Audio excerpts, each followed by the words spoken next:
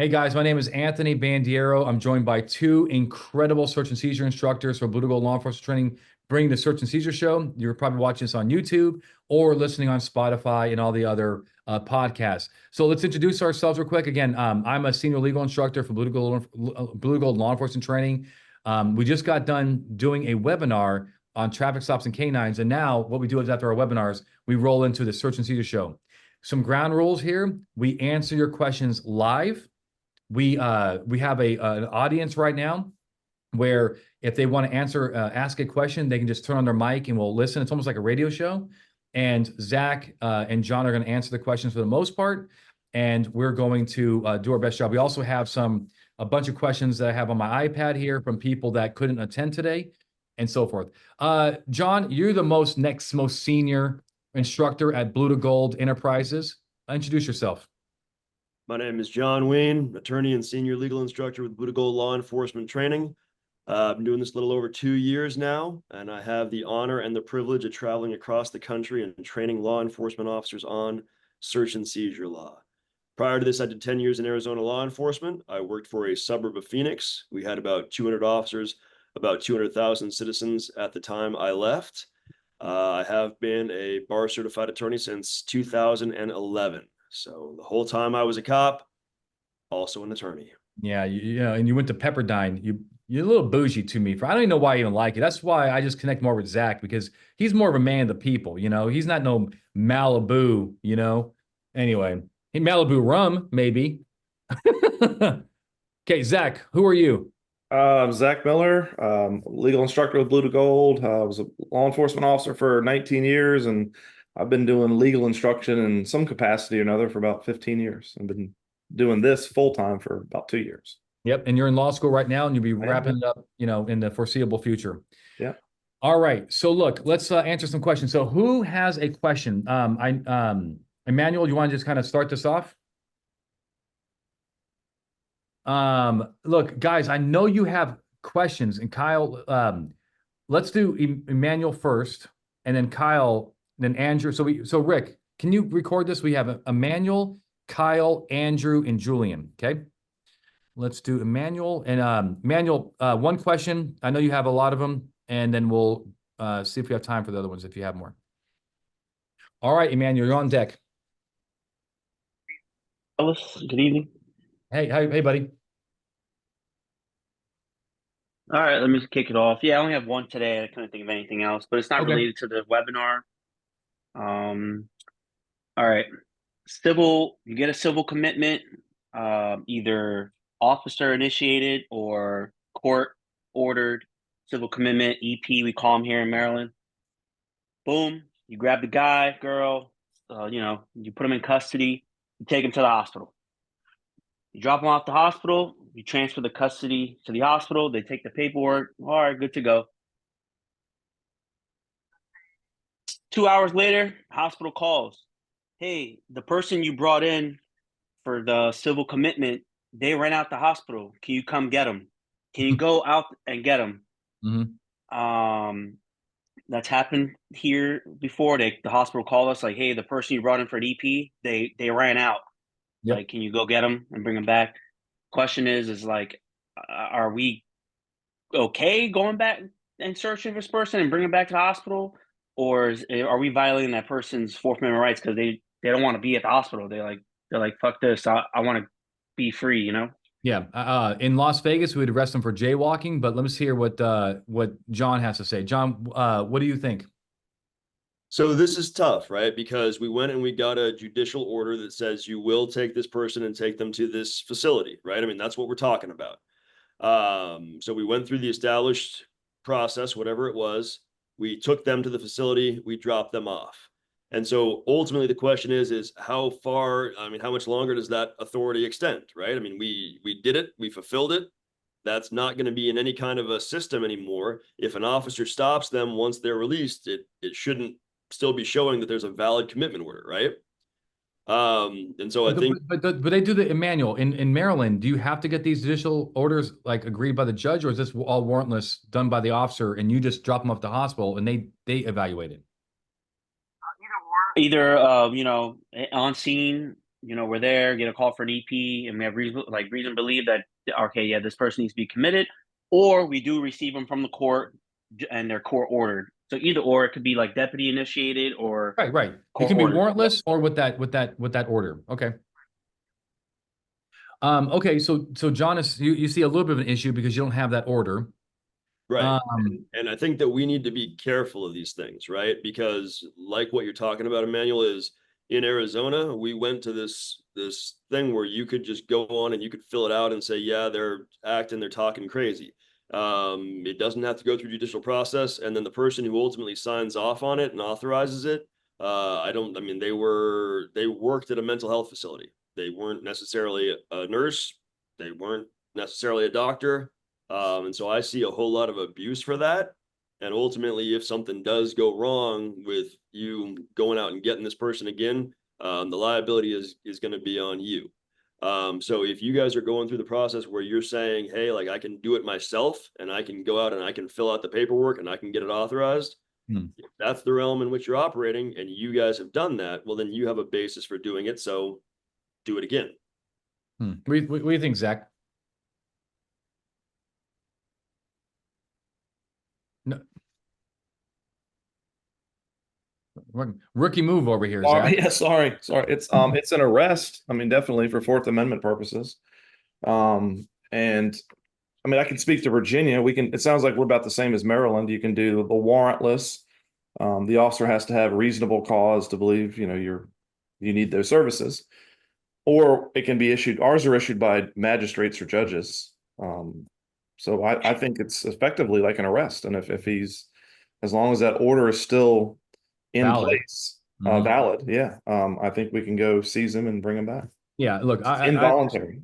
Yeah, involuntary. Look, I agree. I definitely agree with John that these are abused. They're abused. I've seen so many yeah. abuses. In fact, I talk about it. It's some disgusting abuses of this, and some cops just like falling for it, like real, like just pure accusations about from a boyfriend against his girlfriend. The girlfriend's totally fine. She's like, yeah, I said some stupid stuff earlier today, but I'm fine.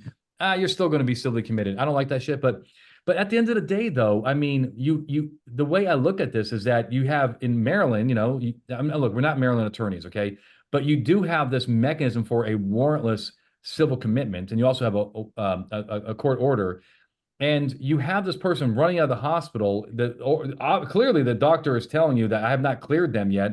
So you have probable cause that they are still a danger to themselves or others, at least, right? Because it was already this initial seizure was lawful. And so to me, when you recapture that person, even if it's not under the guise of the court order, to me, it's that statute that allows a civil commitment without a warrant, because you have facts or circumstances that lead you to believe that they are still a danger to themselves or others, right? And so they haven't been cleared. The doctor's like, yeah, she's fine, but can you bring her back here? She forgot her purse. I mean, that's the way I look at it. Right? I mean, isn't that the way to look at this? Like at the end of the day, the government still has the authority to seize this person until they've been cleared because of this, right? Yeah. What am I missing here? I mean, Yeah. yeah. Yeah. So look, I see somebody talking about how it happens all the time, and the security doesn't want to put hands on these people, and they want you to do all the dirty work, and then we're gonna be back in 10 minutes because they still will run out the damn hospital, and security will not do anything. I guess that's a different issue, right? I mean, maybe that's a conversation you got to have. Like, what are you doing to keep these people inside the four walls of the hospital? But as far as the authority goes, I don't see if the statute is written the way I think it's written, I don't know how we have an issue. Emmanuel? Yeah, I mean, like my thought process is of course, I have to agree with you, gentlemen. It is very abused. We see it all the time. Here, even like some EPs we get that are court ordered, and I read like the reasonable belief, and I'm like, are you serious? I know, but a judge Like, signed are on it. you? And I a know. judge signs on it. That's my, like, I was just like concerned, like, because I'm more thinking about the liability of it. Like, all right, the hospital clearly didn't have custody of this guy, and was not taking accountability of this person. They were able to run out the hospital, and God knows where they're at now. Mhm. and then let's say we go hands on, we get into on use of force, and then now the optics are on us. Like, well, wait a minute, like, yeah, they're gonna blame us no matter what. It doesn't matter if the hospital like Yeah, but I they only mean, like free. but are the optics really that bad? I mean, at the end of the day, if you look, if you see an other issue, if you're reading this thing, you're like, I don't think this, I think this is all BS. I think this is all Trump, made up. Then maybe you can pass it on to the shoulders of your three striper, make the sergeant of the LT make the decision. But if you think I mean, let's look at a legitimate case. You got a person who has a mental illness, who has been signed off, who's a danger to themselves or others. It meets the statutory definition of mental crisis, right, in Maryland. And all they have to do is escape the arms of the doctor in the hospital, and they're free to go. And now they don't get the treatment that the law allows. I mean, I'm not. The system might be broken overall, but I just don't know how that is the loophole in this. Right? They can just escape the hospital, and they don't get their 48-hour hold or whatever it is in Maryland. I'm sorry, that doesn't make any sense to me. Otherwise, what, every time they escape, you got to get another court order? I think when the doctor called you and said this person left without a consent or without authority, they're telling you we are not done evaluating them. That's how I look at it, which means that you have a cause that they are the danger to themselves or others. So anyway, that's a good question. I agree. Yeah, and it's not our expertise, but Fourth Amendment, it is an arrest. It's an arrest in a sense that their freedom is taken away by the state, and it's a probable cause level of danger to themselves or others. And if we have that, then to me, it's a good detention to bring them back. All right. Sounds good, man. I appreciate it. Thank you so much. Yeah, absolutely. Okay. Next on deck is Amanda. No, is it Amanda? We have Kyle next. Kyle Walker.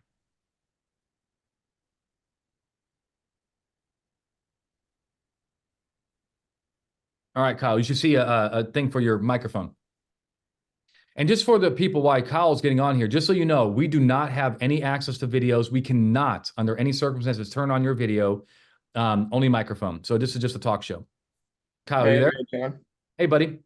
I'm here in Florida, and I just had a question we've been running into a lot. Like, we have no city ordinance involving open containers in vehicles and stuff like that. So if you pull over a vehicle, it's got open containers in it, but you don't have suspicion of DUI to go along with that. Are you allowed to, one, go in there and retrieve that specific container? Because is that considered a search? And two, can you go search the vehicle for more open containers if it's just a moving violation in your state? Or now, first of all, I don't know why you're being such a buzzkill in Florida, one of the greatest states in the union, and taking these people's beer away. But it is still, nevertheless, a good question. Zach, why don't you take the lead on this? So it's you don't have an ordinance, but it's still a violation of state law. Is that right? It's just a non-moving violation, like it's just a citation. You get a ticket for it. Yeah. Yeah, I mean, it's evidence of the offense. I mean, I don't see why you can't seize it. I mean, I don't see. Yeah, I mean, as far as the next question usually is, well, can I search for more open containers? Correct. They want they ain't done with the Michelob Ultra. They want to hope some pay dirt, and maybe find a gun or some drugs. And I don't think you can do that because what more evidence is there to collect of that offense? I mean, you already have all of the evidence. I mean, unless you had a reason to believe there was more in there, I guess. I mean, then we could talk about a Carroll search, but yeah, you can take the one you can see. What do you think, John? So what we're talking about is we're talking about a non-moving civil violation for having an open container inside your car. And so, man, I mean, like, Florida's wild and crazy, right? They're like, yeah, they probably got the drive-through booze shops down there. Yeah, right. What's the state? Is it Louisiana or is it, no, it's Tennessee that has the, you can get like drive-through daiquiris. Is that what state is that? Tennessee? I think it's Tennessee. I'm surprised if it's not Louisiana. Yeah, and actually it is, I think it is Tennessee, because the other thing is that in Tennessee, see, Kyle, you got us all, excited about drinking and driving. In Tennessee, it's not illegal for passengers to have open containers. Do you know that? Yeah, I know some states are like that. Yeah, and I think they're saying Louisiana too. And I got to tell you, if my wife heard that, we'd be moving tomorrow to Tennessee. You know what I mean? Because She loves to get her pregame on, you know, and I do too. Saves me a couple $100 in drinks. So look, here's I got to tell you, Zach, John, I've never seen a case from any court that says that you cannot recover evidence of a civil violation. Have you? I Now, haven't. I have seen the opposite. I've seen the state of Maryland when marijuana was a civil fine only.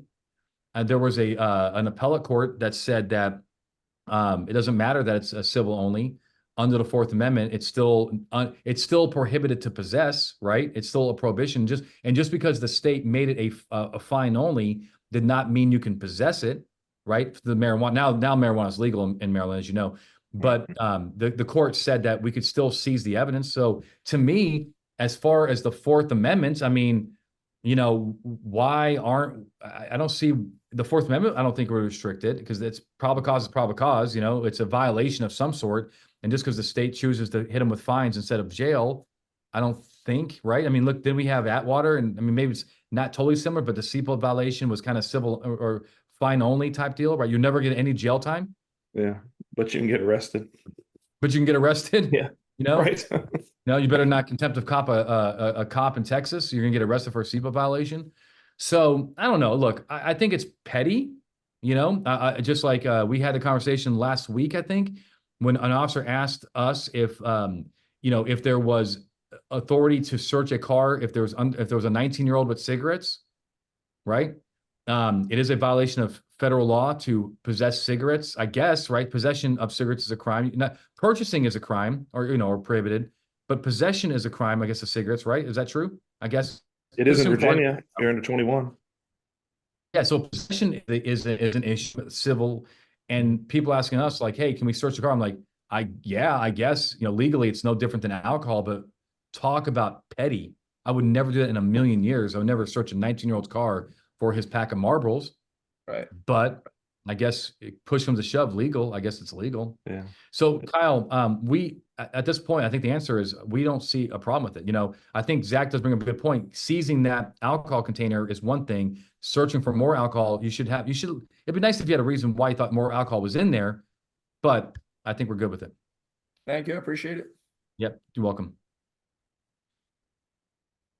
All right. Who's next on deck? Is it Julian?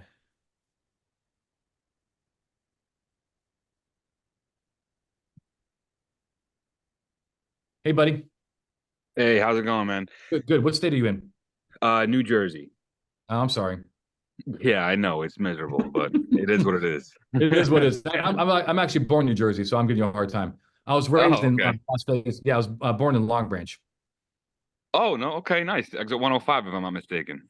Yeah, something like that. I was a little young. I was pre-driving. I was only 5, so it was like 1 year before I started driving. Okay, I'm about a 3-minute drive from the GWB, right on the Hudson River. Nice, man. What you got, brother? So, two-parter for you. First one is a pretty simple one that everybody seems to argue with me, and I just want a clarification on it. On a motor vehicle stop, let's just say bullshit Title 39 offense. You just the car, end up finding out a single occupant, driver has a warrant, and you arrest him right outside of his driver's door.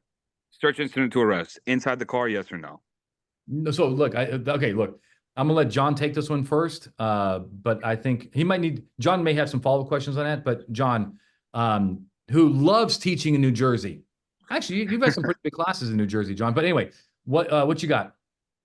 Can you search it? So it depends, right? When you pull that dude out for the warrant, the vehicle, it is parked on the side of the road. You have two options under Arizona versus Gant. You can leave him out of handcuffs and within reaching distance of the lunge or grab area of the vehicle and search it incident to arrest. I don't recommend you ever do that. That's asinine. Don't risk your life just so you can search the lunge or grab area with 0 level of articulation. And in this case, you are arresting him for a warrant, so you don't have any reason to believe that there is evidence of the offense of arrest inside the vehicle. So only the first test under Gant is going to apply with regard to search incident to arrest. Okay. All right. That's pretty much what I thought. No, hold on. We're not done with you.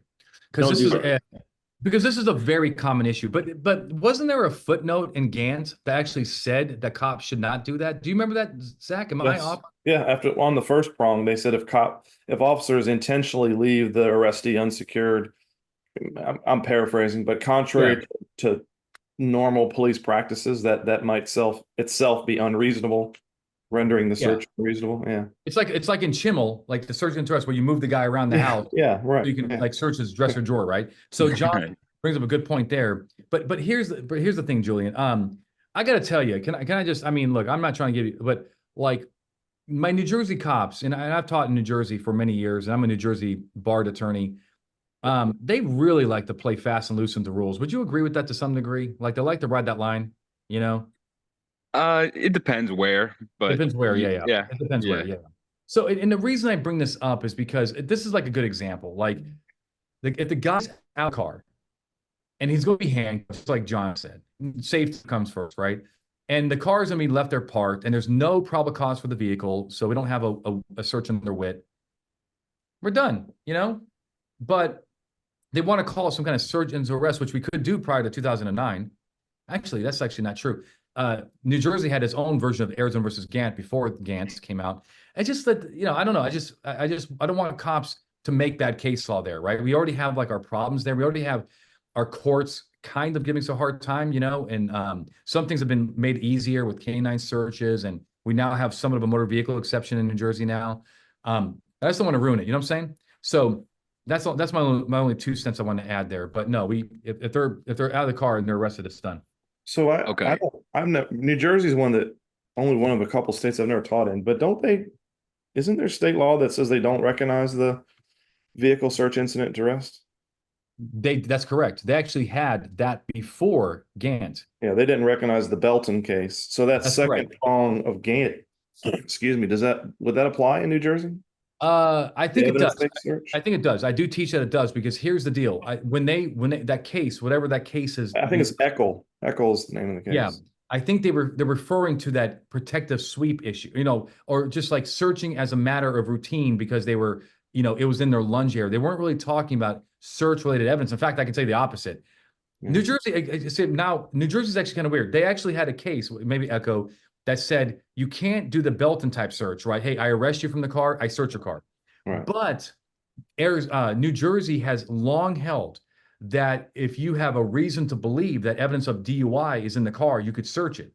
So they had that lower not probable cause level for DUI evidence. So Okay. they actually, in many ways, they've actually had Arizona versus Gant for a long time.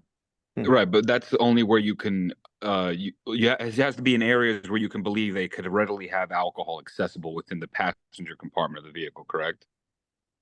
Well, yeah, Gant itself is limited to just the passenger compartment if you're looking for evidence of the crime of arrest. So yeah, you Right, can't. but I'm speaking about the DWI aspect that Anthony. No, so brought up. so hold on, let's get this straight. So let's say that I'm drunk. I'm a drunk in a DUI driver in New Jersey, and I tell the cop, yeah, I was drinking alcohol right at the park.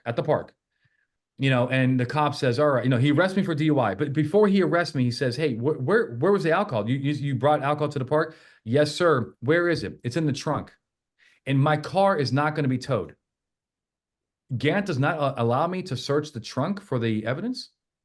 No, but Carroll does in that case. I think Gant does. I don't read Gant saying that it has to be somewhere. I read Gant as reason to believe offense-related evidence is that the car, you can search the vehicle for that evidence.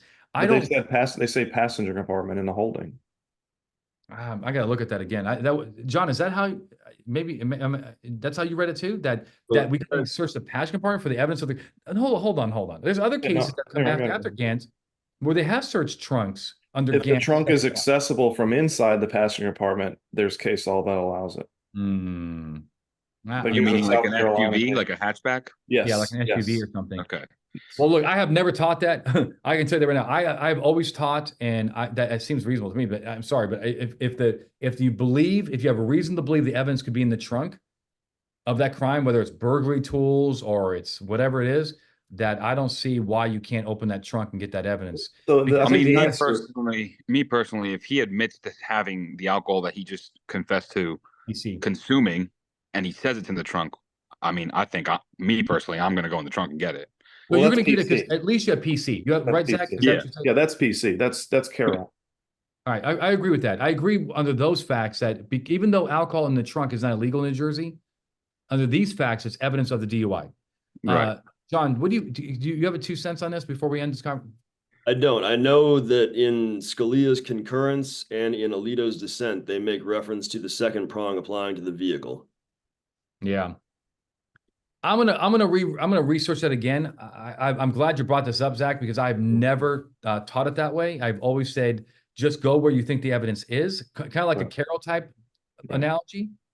But I So- also think that's what sounds reasonable Yeah, too. so my reason for that is, and it's because Gant is premised on Belton and Chamel, and Belton's holding was that the passenger compartment is within the reach of the occupants.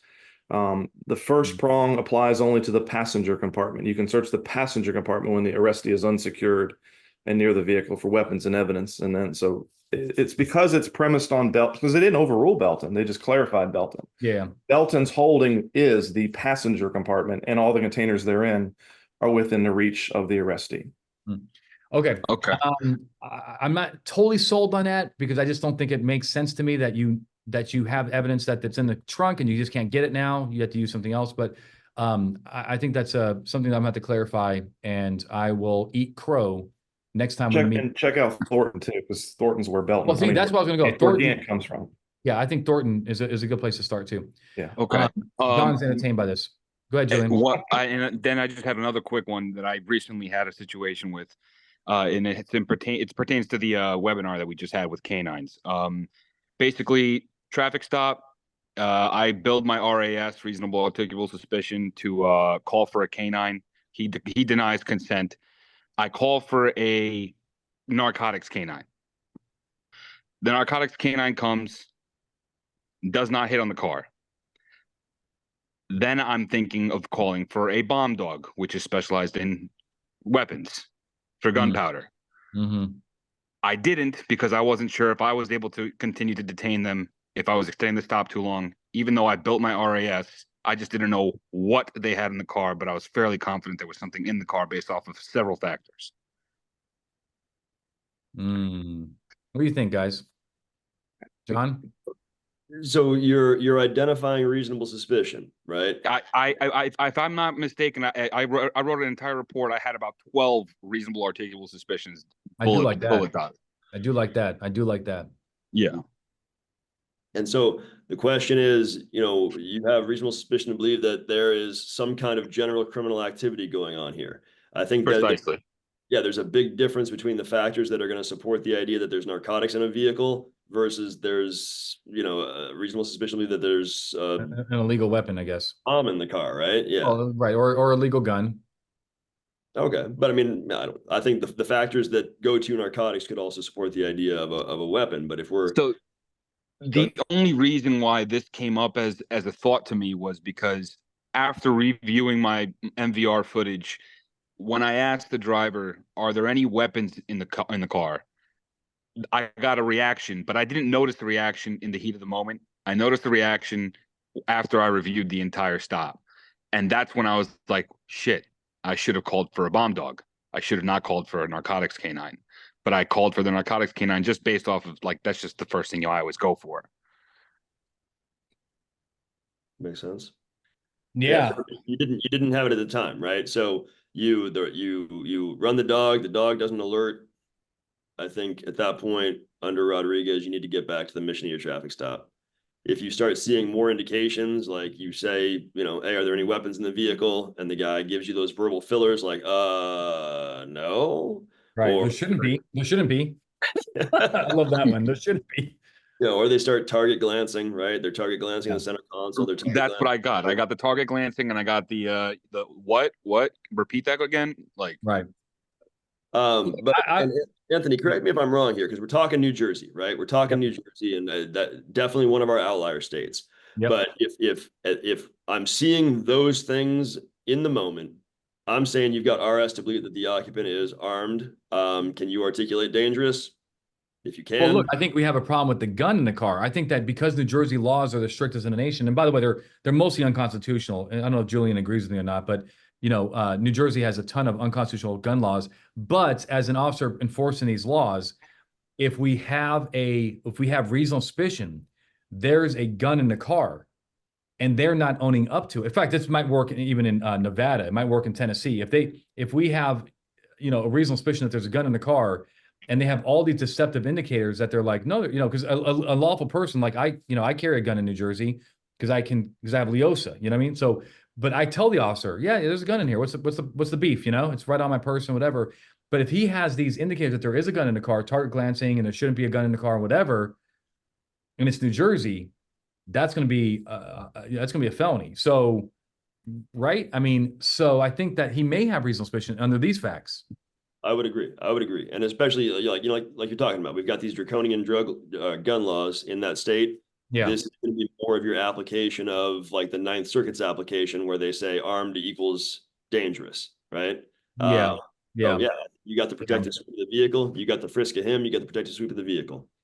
Actually, that's a good point too. John makes. He says, why not just, if you have armed and dangerous, and he's going to return to that vehicle, which at this point he's not under arrest, why don't you just do a protective sweep and not worry about the EOD dog? I never even thought of that as a possibility. That's actually kind of clever. That's actually probably the way to do it, because that would also be, I mean, it's credible too, right? It's like, hey, I have this reasonable suspicion that he has a gun in there, and guns dangerous, right? So, in New Jersey, right now he's under arrest. He's not under arrest. Just sweep it, and hopefully you find the gun. But if you don't find the gun, maybe just call it a day and let him go. All right. Now that is a passenger compartment search. I do know that. You're not looking you're not looking the engine compartment on that one, or the trunk, generally speaking. But okay, that's good. I like that. All right. Thank you very much, guys. Appreciate it. That's awesome. Zach, what do you got? I see So you opening up the good book. Lefebvre agrees. Yeah, what verse? Lefebvre agrees that it's just the passenger compartment. Tell me, because even it's premised on Belton. Sean put the quote in here, and it says in the vehicle. So what does Lefebvre say exactly? Is it like a quick quote that can? This is to the argument that the trunk should be considered. He says, while the point is well taken, it is doubted that such an extension would or should be recognized.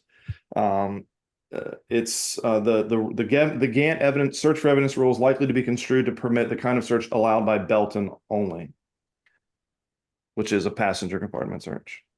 Well, I got to tell you, in Vegas, man, we did not just search a passenger compartment under Belton. We were tossing the whole damn car. Including. So I also have this case from South Carolina, called Robinson, and they upheld the search of the trunk, but they said we're going to consider it a part of the passenger compartment because it is accessible from inside the passenger compartment. I think in this case the seat folded down. Yeah, or maybe like a pass-through, like a Honda Accord. Yeah, so therefore they're presuming passenger compartment is the limitation without articulation of access. And like I said, I just think because we're premised on Belton in the first place, that just makes sense.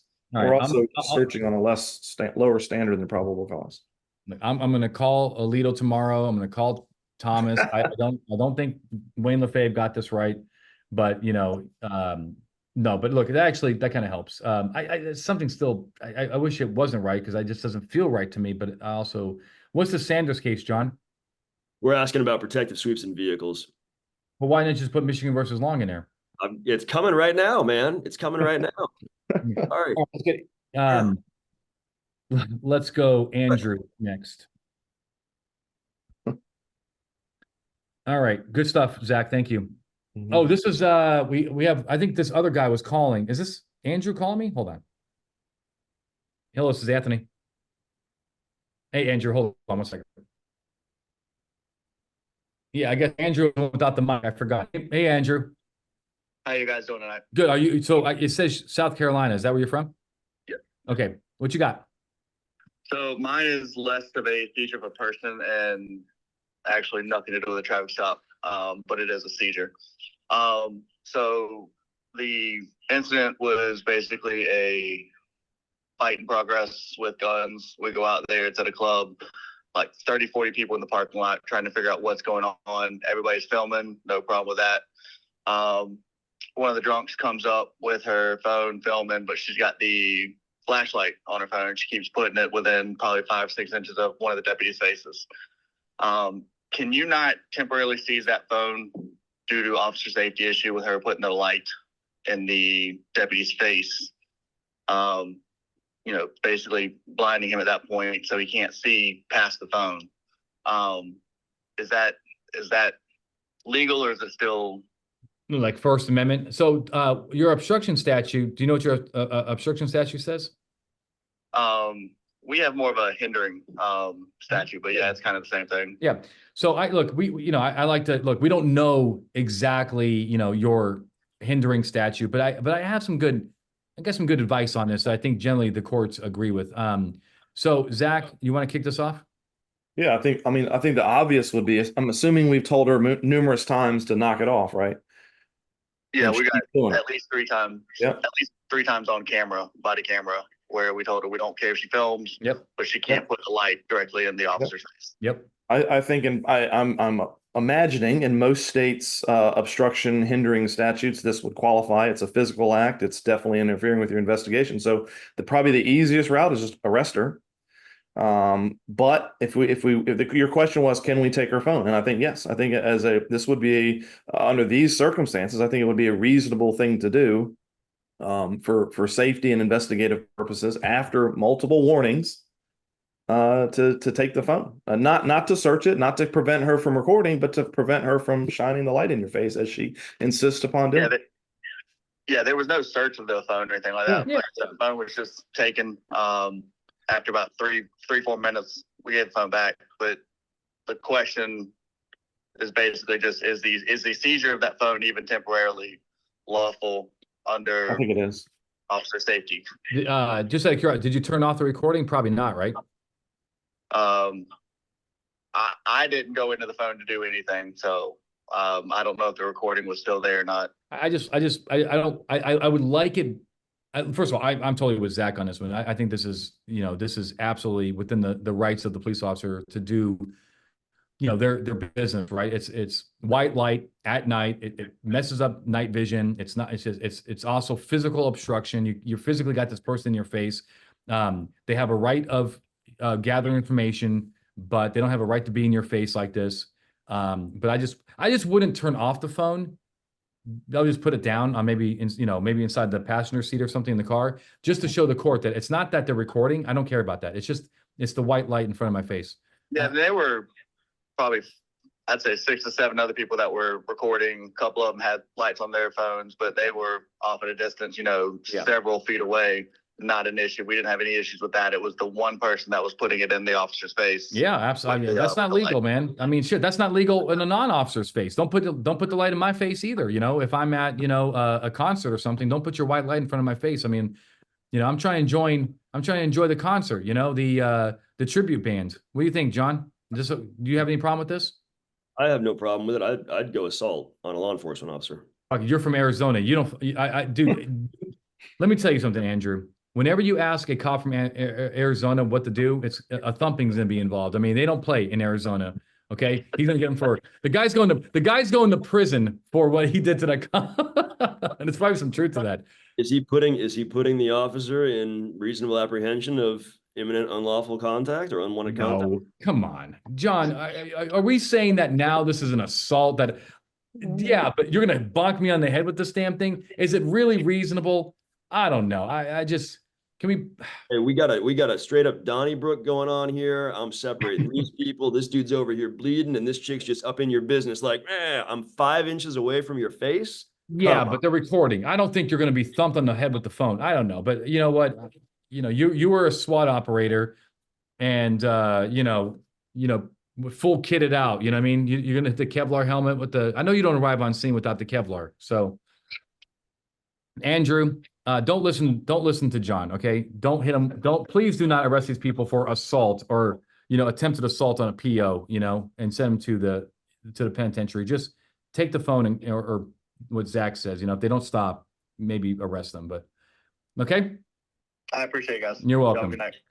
I tell you, you keep acting like this, John. I'm not going to invite you back. I mean, you're scaring me over here. You're like, I mean, God, I mean, I mean, you're a little aggressive, aren't you? On the First Amendment auditor, you're going to get him for a batter and a meet the PO. elements of the crime? That sounds like it meets the elements of the crime to me. God, yeah. Where is John from? He's from Malibu, Pepperdine Law School. You don't do that to a Pepperdine grad, okay? You don't get in my face, okay? While I'm eating my Grey Poupon sandwich. I mean, this guy just ridiculous. All right. So, yeah. I mean, anyway, I think it's pretty funny. Yeah, Richard says the hanging offense. God, John, calm down, man. Okay, we have time for one more question. One more live question. We have a question? If not, I may have a couple of questions. Okay, Jordan, let's answer your question.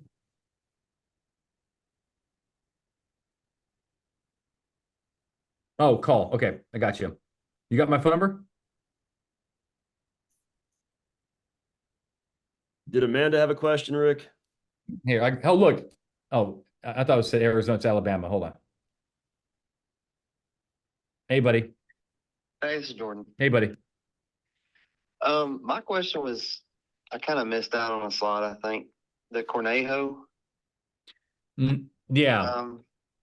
Yeah, that one I kind of got confused because a few slides down, it talked about allowing a canine officer to let another officer take over his stop as long as there was no chit chat or unnecessary delay. And then, but I thought the Cornejo one said that you couldn't do that. So I was just going to try to get that cleared up. If I'm not mistaken, that's the case where the officer took over the stop, and then the one that took it over held onto the citation after it was all done for 2 minutes. Okay. Yeah, obviously that's prohibited, right? I mean, now we're adding time, Right. Okay. Yeah, I stepped out of the room to get my DoorDash, so I missed out on that. I just wanted to clear that up. And then the guy was talking about y'all were talking about the protective sweep for the gun based on was that based on reasonable suspicion? Reasonable suspicion for armed and dangerous, right? Reasonable suspicion that the Okay, person, that there could be a weapon in that vehicle. Now, I will tell you that, look, I would like I want some specific facts personally that there could be a gun in that car or something dangerous. I don't like generalized stuff with these vehicle searches, protective sweeps, but that's what the case is. It's that if they return to the car, they can become armed and dangerous. Okay. What if they're still sitting in the car? Well, then you get them out and you pat them down because Still applies. Yeah, just get them out. Okay. Yeah, absolutely. And those case laws were Michigan v. Long and US v. Sanders. Yep, Sanders was the other one I read that that. John put in there. Okay. Yep. Okay. Yeah, that answered most of my questions. Thank you. Yep, you're welcome. Okay, so Jordan is good. Okay, look, let's answer a few more questions if you guys don't mind. Hopefully, let's try to make these quick. These are some questions that came in, from the emails. Real quick, did you see? I see Baton Rouge had they got found liable for an unconstitutional policy for strip searches. Did you see that they were allowing field strip searches in the field with reasonable suspicion? Come on, Baton Rouge. I mean, I just brought it up because it's like such an obvious violation. So anyway. Yeah. So yeah, they said that the court said the court is unpersuaded that anything less than probable cause is sufficient to justify a strip search of a non-arrestee. It said the policy's been around for 30 years. Nobody in 30 years. I mean, I don't know. Have we taught in Baton Rouge? Maybe we should have caught this a little earlier. Maybe we should help these guys. Like, what are you guys doing in Baton Rouge? Okay. Yeah, I don't know. Rick, well, maybe we shouldn't check and see if anybody's ever taught there, Rick. Yeah, maybe we're gonna be dragged in it. Maybe probably John Ween is taught there because he probably would have taught that, like, then arrest him for battery or something. All right. This quick question is from a cop in Mountain Home, Idaho. And he says, like, basically, I'm just in a nutshell, they have a house fire, right? And they have these people that are going to their house like next door, and then their house is not on fire yet, but they want to like recover their personal property, make sure they get out their computer, I guess, and their keys or whatever. And the cops want to know, generally under the Fourth Amendment, we can't answer under state law, of course, but under the Fourth Amendment, can they restrict these people from going into their home? So the neighbor's house is on fire, Yep. and I guess it's close enough that The cops are concerned it that could. that house can catch on fire. Yeah, I mean, I guess under the exigent circumstances exception. I mean, as long as the officer can articulate why he thinks it's reasonable that this house could easily catch fire. I mean, although, I mean, unless it's like starting to singe right Older? now, why not? Yeah, why not? Why would you not Yeah. let it go in there? Yeah. Yeah, especially like, for animals, right? I mean, if you did not let these people get their animals out, that's cold blood. And unless the house, just like you said, like you can be like, no, it's imminent. Like this thing is going down. I'm sorry, you lost your animals. But that's not what they're describing here. Yeah. They're just talking about people that just kind of want to, they're in the fire scene. You know what I'm saying, Zach? They're Yeah. like they're like next door, the house. Anyway, you can probably picture what's going on here. Can we make a community caretaking argument? Because they're not keep them out. in the house, right? I mean, Yeah. like Yeah. going there and I'm like, Yeah. no, I'm going to save you from yourself. Yeah, that's exactly right. Look, I think the answer is yes, but it should be objective facts that if we go in there, they can, maybe they don't know certain things. Maybe the wind is shifting and there's going to be smoke inhalation, and maybe the fire people, the firefighters are like, no, you can't let them in there because that house it can catch on fire within minutes. I don't freaking know. So these are tough. I guess one point is that these are tough decisions for cops to make. And just do your best. If you think it's a danger for the person, you're allowed to keep, you are permitted to keep people protected from themselves or others, right? And I think a firefighter is telling you that that's too dangerous, then that would, That's good enough for government work. that helps. Yeah, Yeah. I agree. Just use good judgment though, right? I mean, I have seen some situations, not necessarily with fires, but just like nobody can go in the cul-de-sac, and it's like, there's like something kind of stupid going on. Like one house is, I'm not saying like gunfire and stuff like that. I'm just saying some stuff seems a little excessive. Can we agree that if we don't stop them, we are not going to be exposing ourselves to liability? 'Cause No, we're not. Absolutely not. No affirmative constitutional duty to protect the individual. Right. We have no duty to protect them. I mean, we didn't put them in that position. no special relationship, no state created danger. We didn't start the fire. We didn't start the fire. There you go, Billy Joel. Yeah, Billy Joel. Exactly. All right. Next one is from a cop who says, well,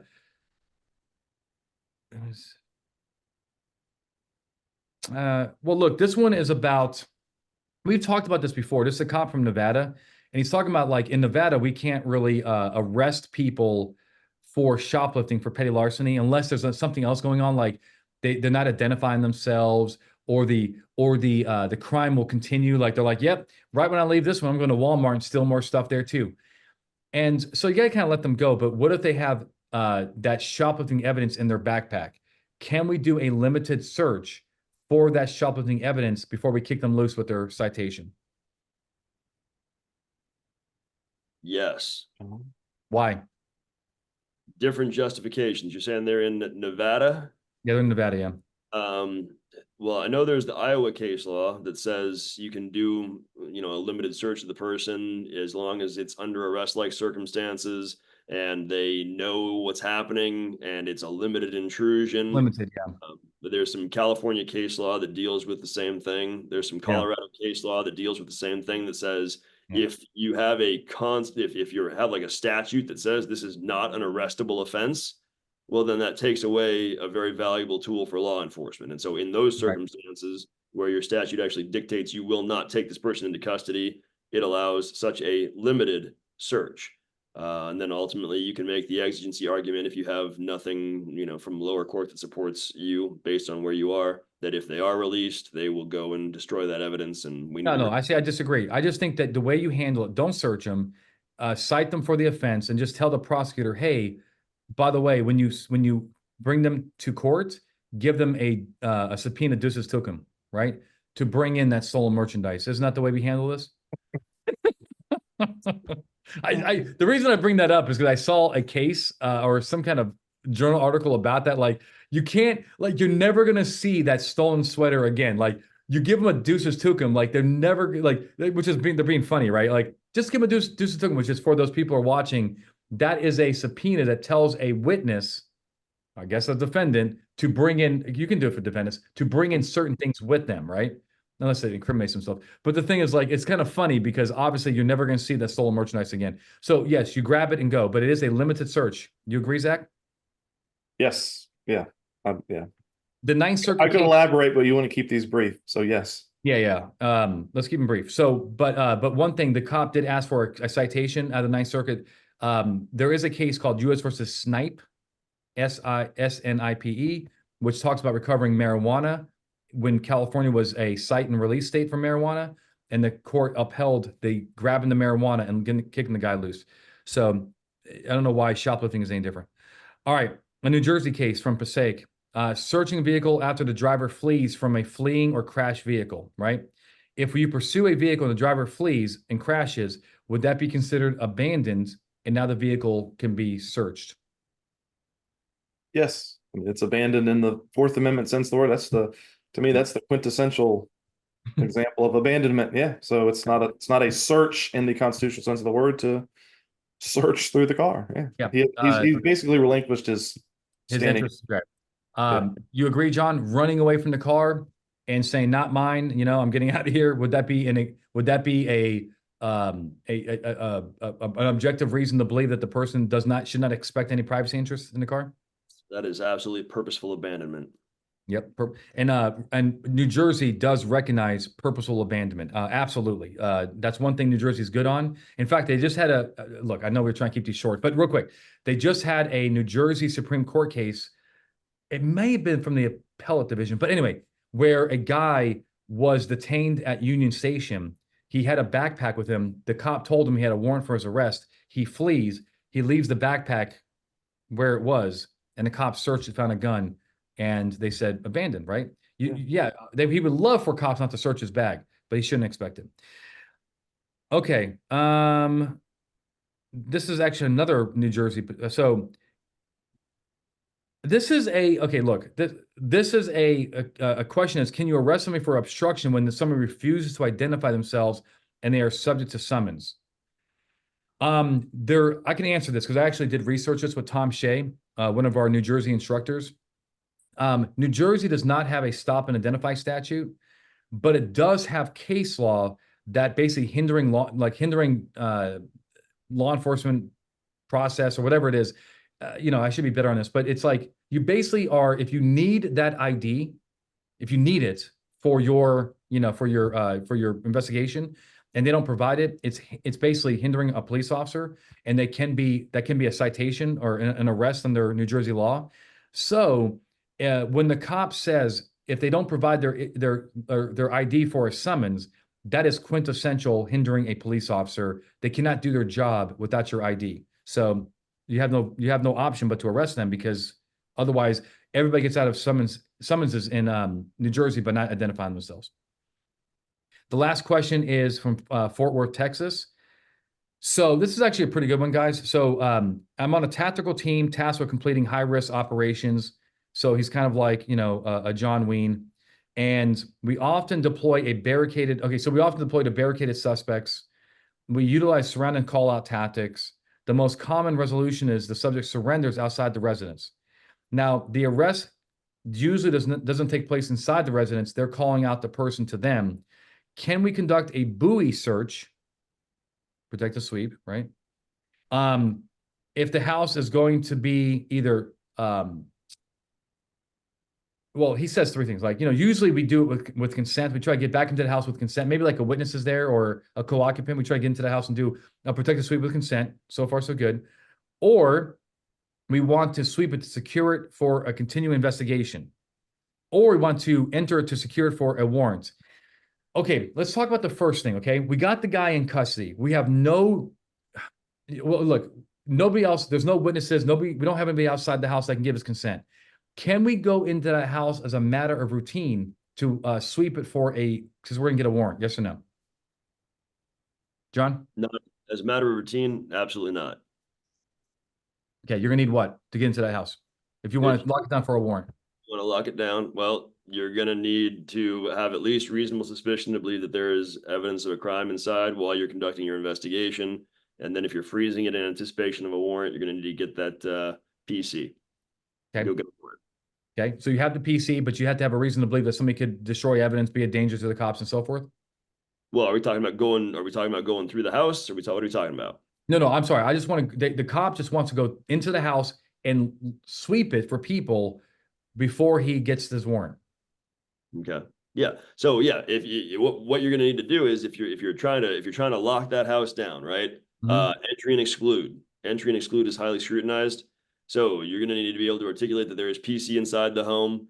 Some courts refer to it as clear PC, right? So again, a higher standard even than regular PC. You're going to need to balance the level of intrusion against the individual's privacy rights. The privacy right is obviously going to be huge because it's the home, the place that has the highest level of Fourth Amendment protection. You've got to diligently pursue that search warrant. So don't be, sitting there and eating your pizza and dilly-dallying. And then if truly, you're going to need to articulate dangerous Confederates, or you're going to need to articulate reason to believe that evidence will be destroyed if you don't make that choice. Okay. Anything to add, Zach? No, you can do a protective sweep even though the arrest occurs outside if you've got RS to believe there's a dangerous person inside. Yeah, I think that law, I think that law is very clear, right? I mean, obviously, and actually let's transition. So I like what John said. He talked about these factors to articulate if you're going to get the warrant. But what if, Zach, we are just continuing our investigation, right? We're not done with our investigation. We have this person outside. Let's, this happens all the time. Let's say it's some kind of shots fired call, right? So we do a surrounding call out, and we have the suspect come out, who the person we think is firing a gun in the air, right? Can we now, when can we go into that house to do a sweep now? So this is not that warrant situation, diligently pursue PC issue. This is like, hey, look, I'm just doing my investigation issue. When can I go in that house and do a protective sweep to make sure there's nobody in there that's going to take shots at us? Have we arrested this guy that? No. Yeah, he's just being detained. Yeah. So first of all, that's a problem. First of all, calling him out, there's. You caught that. Yeah. Without probable cause. So. Yeah. But all right, let's get over that hurdle. Let's get him probable cause. Let's get him probable cause.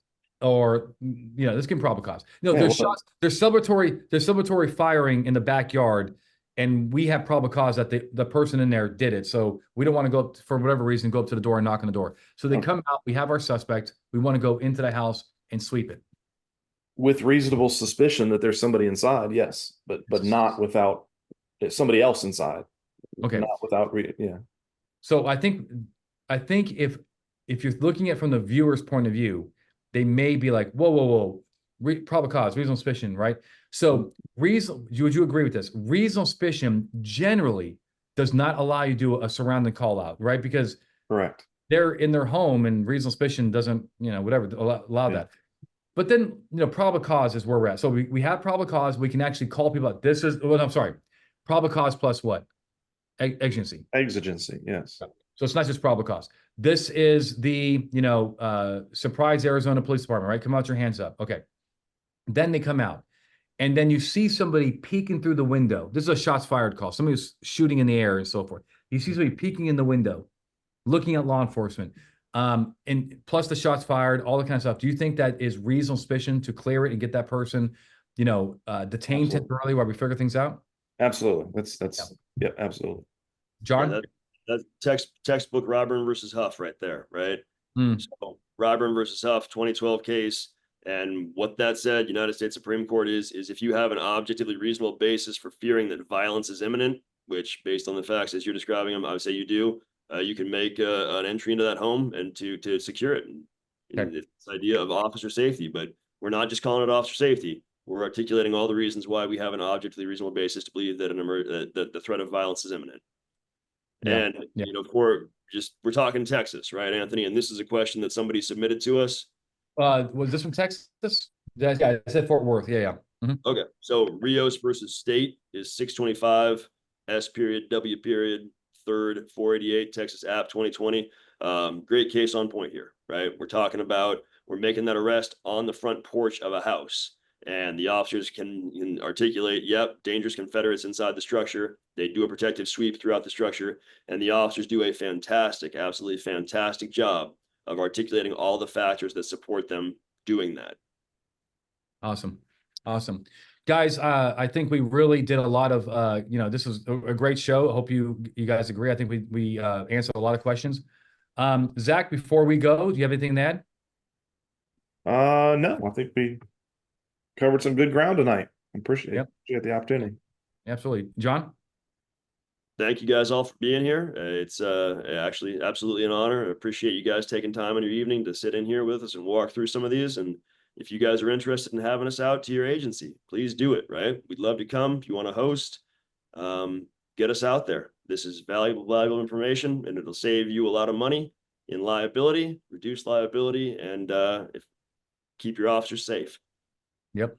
So you heard John. If you guys are interested in bringing out Zach or John, both at the same time to conduct search and seizure training, agency-wide training, host training, whatever you guys need.